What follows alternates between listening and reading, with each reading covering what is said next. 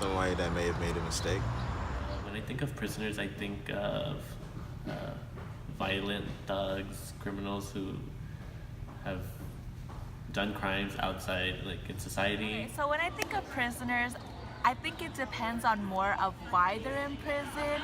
I don't really put a meaning to prisoner until I know the case, because some people are in prison and considered prisoners even though like they didn't commit the crime or like they were falsely accused. So it just all depends on the case and why they're in there. I do think there's systems in place that allow them to change, and they do change over time. You know, like their guilt, and they just want to go back into society by becoming and bettering themselves. I do think prisoners change just because the environment they're in when they're in prison is a lot different from society. So when they're out in the world, it's like if they really did commit the crime, I feel like them going in there and them going into prison and living that life as a prisoner, they realize they have to make a change in their life. And because if they come back, if they're released from jail and if they're released from prison and they're entering the real world again, they obviously wouldn't want to go back in, so they do have to make that change in their life. Prisoners could change. Some of them. Nah. I think so, yes. I remember seeing like a treatment, just like everyday interaction, social like behaviors. Yes, I do think prisons dehumanize people because when you're in prison, you're like known as a number or you're under the people in charge. So the guards, for example, like the Stanford experience, like those prisoners were dehumanized because they were known as their number, not as a name. Like, so for example, like you're John Doe, you're not known as John Doe, you're known as inmate number 123. So yeah, I guess they do that. In that sense, they are dehumanized. It could dehumanize prisoners. I know a lot of people in solitary confinement do sometimes become dehumanized. So that could happen.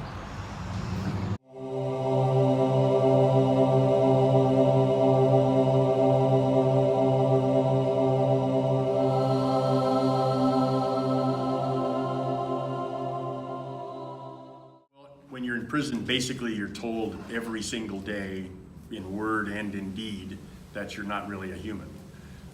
You're treated in ways that humans aren't allowed to be treated in any other circumstance. You're treated in ways that animals are not allowed to be treated. So it definitely assaults your self-esteem from the minute you get there. And it certainly doesn't raise the way you feel about society, because you sort of equate society as doing this to us, you know. So it's a very complicated thing. And then of course, most all prisoners are in fact guilty of crimes. So there's a question of shame and guilt as well. So those things kind of balance together, and you end up with it's very difficult to maintain a good self-esteem in prison. Well, so I would say, you know, in a philosophical way, no, it does not eliminate, nothing can eliminate a person's humanity. But then in a functional sense, it does in fact take away your humanity. So people who are sentenced to life without the possibility of parole are no less human than anyone else. However, they are in a position that's extremely inhuman, and they're treated as less than human essentially for the rest of their lives. So it's a kind of yes or no answer, I guess. I think it's unquestionable that people of color are treated worse. I also believe that class has a big part of it, because while there are all kinds of races in prisons, there are virtually no rich people.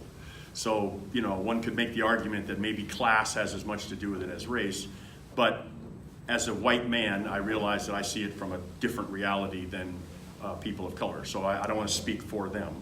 But clearly, people of color are treated worse. African Americans are treated worst of all. In the criminal justice system, in prison, by the guards, by the administration. You know, white people are probably treated better than most other groups.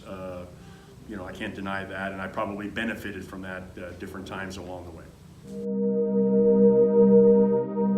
The nutshell of it, I think, is, like many people in prison when I was a kid, I didn't feel that I was loved. And I realize that can sound really trite and so that doesn't justify anything. But for a kid who doesn't feel loved, then he becomes to hate himself. And then it sort of comes out from him to hate everybody around him. And most people in prison have experienced similar things. They feel like they're not wanted, they feel like they're useless, they're worthless. So when I was a kid, I didn't feel loved. And when I met a woman who fell in love with me in 1983-ish, it was sort of like a chink in that armor that I had built up from when I was a little boy and grew up feeling unloved. And it began a process in me that ultimately resulted in me realizing that I was in fact lovable. And if I'm lovable, then that must mean I'm not all bad. Because I had been told most of my life that I was just bad, I was evil, you're a terrible human, blah, blah, all that. And it didn't happen overnight. It's not like, I love you, and the next day I was, walking around, with a halo on or anything. I was still a blockhead for a really long time, but it definitely began to shift in me. And, to put a slightly less, romantic thing on it, this is also the time that I was getting into my mid-20s, when we now know that, men's brains begin to harden up and, we're able to think clearly. Young men have a hard time thinking, and I certainly had a hard time thinking longer than most young men. So I think those two things combined, I grew up, my brain matured in a literal way, and I developed relationships with people who looked at me as a good person and, cared about me, and those things combined, and then maybe my own innate stubbornness. I'm kind of a stubborn, persistent guy, and I wanted to be a better person. So all of those things together, I think, is how I changed from who I was to who I am now. Thank you.